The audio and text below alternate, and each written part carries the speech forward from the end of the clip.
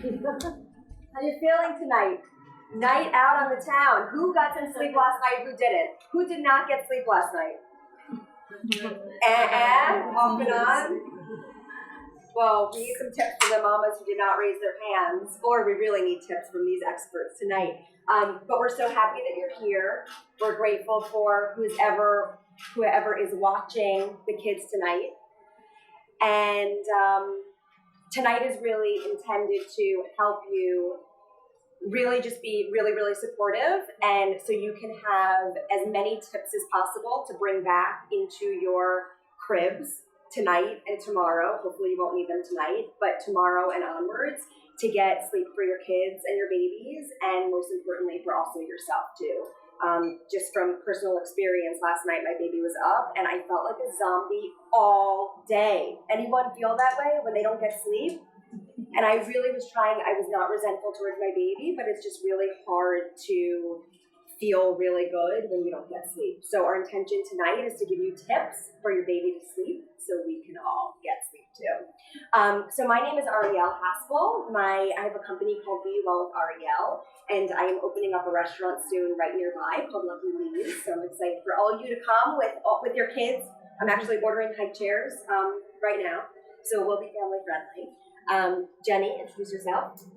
Hi, I'm Jennie Monnes, and I have dedicated my career to helping moms on things exactly like this, sleeping and feeling good, and also being thoughtful when you parent, but there's no way to do that when you really can't think. So this is like a very great topic because I think it starts with us in being a good parent and meeting our needs, and we can't do that without our children sleeping. And coming from personal experiences with my daughter not sleeping, it really changes like who you are. You already change so much when you become a mom, and getting enough sleep is, just so crucial to being the best parent that you can be. So I was really excited for this topic for personal reasons, but also because I feel like it's so crucial in helping all of you. I created a blog for moms called Mommies and helped create Union Square Play with 2 other partners. And I'm just so glad to be doing events like this with moms like you and Dads with amazing And experts. nannies, if any nannies are here. Yes, of course. Yes, and dads. I'm so sorry. I knew you were here. We spoke, but you're hiding. And to bring amazing people like them to all of you. Lauren Wolf has run mom groups here, and that's how I met her. And she's a certified infant and child sleep consultant and created a consulting agency called Lolo Lullaby, and has 2 children. Yeah. How old? 2.5 and 4 months. 4 months. Yeah. So not only do you have professional experience, but a lot of personal experience too with babies and toddlers. Right now. Yeah. So, yeah. I heard you talking about how you didn't realize. Yeah. Yep. And we'll get there. And Sari Broda, who has been in my parenting groups that I've taught, and I got to really watch her amazing son Jonah grow up, and she came to me for sleep advice, which before I was a mom, I was like, oh, you just do this, and I'm embarrassed now at how easy I probably made it sound. But lo and behold, she's now a pediatric sleep consultant, also lactation counselor, and created her own social media blog called The Chill Pill. And Ruby Sybil has worked directly with Arielle. Yes, most amazing baby nurse ever. And I only had Ruby for 2 nights, but it was the first 2 nights that my baby was born, and it was really life-changing. And we're really happy that Ruby is here tonight because she trains many baby nurses, maybe one of your baby nurses that you've had. She trains a lot of baby nurses within the tri-state area.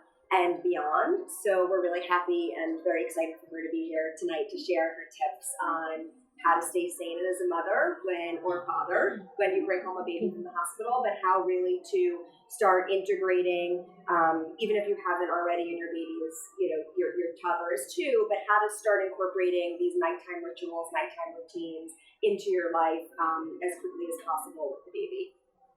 And her company is called Beyond Baby Care. All right, should we start? Her title is Newborn Care Specialist, which I love. Okay, so did everyone put in questions into the bowl that's going around, or if not, that's why it's going around? We have questions that we've planned all together, but that will help us answer your specific questions and needs better.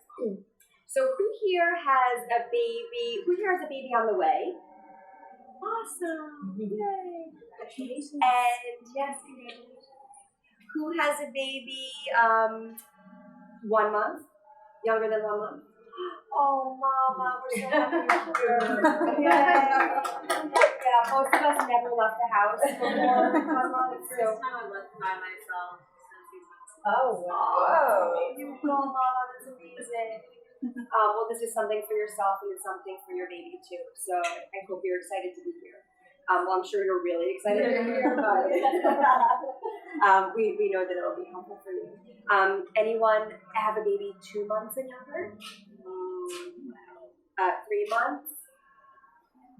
4 months? My goodness, little munchkins, we wish they were here with us. Mama and Dada's night out, right? 5 months and younger? 6 months? 7 months? 8 months? 9 months? 10 months? 11 months? 12 months? And beyond. Okay, awesome. And okay, so I'm sure you're here. And so how old is your kid? Almost 19. All 19 months? 4. And 4. Okay. And so you're here for both of them. Yeah, Reaction from one another, which is something that we've been hearing a lot, and something that I know that the mamas who have 2 children can relate to as well. Okay, and we do have some mamas here, and I don't know if I could speak on behalf of the father. Father, you only have an 8-month-old? 9-month-old, okay. And some mamas have some toddlers as well, 2 years and up. All right, let's get to it. All right, so we would love to know for the mommy who has never had a baby yet, but also for the parents that may have kids on the way in the future. What is something that you can do from the start and day one to really integrate? And also what is, even if we didn't do that on day one with our own baby or child, what can we now integrate now? Anything that you really recommend focusing on, like those first few days, those first few weeks?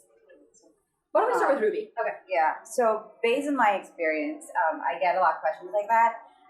We're speaking about sleep at this time, but basically in the beginning, especially for the first 2 weeks, sleep is like a second priority. What your priority is to feed the baby, because we expect that upon discharge from the hospital, the baby's weight will decrease.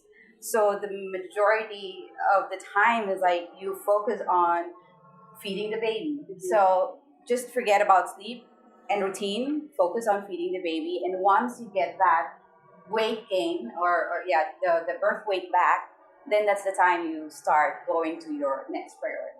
Okay. So chill, stay sane, get the baby's weight up, and that should be the first priority, and then focus on the sleep. Okay. Anything else to add? So I was going to say, yes, definitely from day one, you should not be thinking about sleep training. You should be thinking about yourselves and taking care of yourself and enjoying time with your baby. And then a few weeks in, like I want to say 6 weeks, you can start setting the right habits so that you never have to actually break a bad habit and you can just put your baby in the right trajectory towards being a good sleeper. And something that I would recommend is try to get your baby to fall asleep in the crib or the bassinet, not in your arms, not in a swing, and not on drinking the bottle or on the breast, just so that they get used to falling asleep on their own in the crib and learning to self-soothe. And the other tip I would say is that When they're young, you kind of just want to listen and watch their sleepy cues. So if they get tired and they're cranky, just put them to bed, because once the baby's overtired, they have a much harder time falling asleep and staying asleep. So you want to do it, as early as possible before you cross that like bridge and they get too tired. So those are my. So, when would you recommend starting the? So I know that you said, a lot of babies will fall asleep on, and it's just like the best feeling ever, right? When you can hear them fall asleep on you, and they're actually like going to sleep. That's just such a good feeling. But what would you recommend, like really setting that limit to put them in the crib or the bassinet or another? I mean, you can't be crazy all the time, and you want to enjoy those moments with your baby. Just sometimes crazy. Sometimes crazy. But you really want to teach your baby to self-soothe in the crib by themselves, so that you never have to. Because if they learn to always fall asleep on your boob, they're always going to want to sleep on your boob. So if they wake up in the middle of the night, they're going to be like, "Where's my boob? I fell asleep on you, and now you're not here." So then, it's harder to break that. So ideally, you teach them how to fall asleep by themselves in the crib. And sometimes it happens, it's fine, but you wanna teach them the right habits, and that them self-soothing is the right habit. So it sounds like as early as possible. I would say starting at like 6 to 8 weeks is when I would implement that. At the beginning, definitely let your baby fall asleep on your baby's crib. Things before Lauren, when you say self-soothe, I just want to make sure to clarify that you don't mean that at 6 weeks you put them in and you don't comfort them if they're. Oh no! I mean, letting them learn how to fall asleep on their own, but obviously you're still there for them, and you're still helping them through it and encouraging them. And they need a pacifier, you can put the pacifier in. But what I'm saying is, babies learn how to put themselves to sleep. Like my son, for instance, who's 2, he I want to say he hums to sleep. It's not really a hum, it's more like a loud sound. He goes and that's his soothing mechanism to get himself to sleep. And it's just what he does. I didn't teach him that, but that's how he relaxes himself. My daughter, who is 4 months, she's loving her thumb, and I've had all these issues because I'm like, what if she sets her thumb for so long and I don't know what to do? And she likes her thumb, and that's what makes her feel good, and that's what helps her fall asleep. So I think you kind of have to let your baby dictate that and figure out what makes them feel good and fall asleep on their own. Yeah, I echo everything that they said. I mean, the first 6 weeks is really just about self-care and feeding and, trying to kind of regulate that. And the baby's going to sleep a lot, as all you guys know, in the first 6 to 8 weeks without you doing anything, which is great. And then, around 6 to 8 weeks, it kind of changes a little bit, and there's more wake time happening and things like that. But agree that, try putting them in the crib a week as often as you can, and also try learning what soothes your baby. So whether that's a pacifier, a swaddle, shushing, a little rocking, all those things are totally fine to do. And you want to figure out kind of what calms your baby and what is a nice routine you could start getting into before you put the baby down to sleep. But really not stressing out in the beginning, really just kind of focusing on yourself, feeling good. Breastfeeding, bottle feeding, whatever you choose, just coming up with, whatever schedule or kind of routine you're getting in with that. Just echoing everything you guys said. So, is there anyone that's within 6 to 8 weeks that feels their baby isn't sleeping a lot? And when you just said your baby's gonna sleep a lot, I was like, why wasn't that my baby? So I just want to make sure no one's feeling the way that I do. Yeah, well, I should say it's very irregular too. So this is my 4-month-old, slept for the first 8 weeks. She would sleep all day. She didn't sleep much at night. But day and night doesn't really come together until that 6 to 8 weeks, and even then, it's still not great. So don't. Yes. Right. So that's very common. And how many weeks is it? Per month? 8.5 weeks, yeah. So short naps are really, really common and can continue for a long time. So don't stress about that. Just make sure that the most important thing at this age is keeping the wait time short. So in 8 weeks, no more than 45 minutes to an hour for wait time, and then you're going to want to try and offer it more. So it's, as a parent, it's our job to offer the naps, and it's the baby's job to take the nap. So you just have to do whatever you can to offer it, and if they don't take it, then that's fine, you'll try again. But it's our job to try and offer them as much as possible. So offering that, I love that way of describing like getting your baby to go the F to sleep. But you know, what is that routine? Like, what are those offerings? Yeah. Is it you know, is it the blinds going down? Is it putting on light music? Is it talking to them really softly? Yeah. Like, what are those Yeah. routines for you?